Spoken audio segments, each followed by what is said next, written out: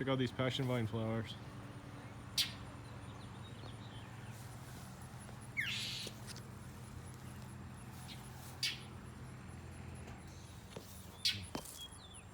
So pretty.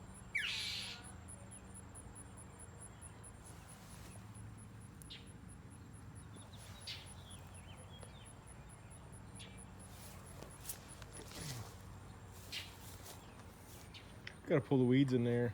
I got this like a, I guess 4 foot, maybe 4 foot roll of asphalt shingling, like for a, not a flat roof, but a low pitch roof. I was thinking about putting that in the, pull the weeds out and then lay that down so nothing will grow up through there. Maybe tomorrow. That's about it.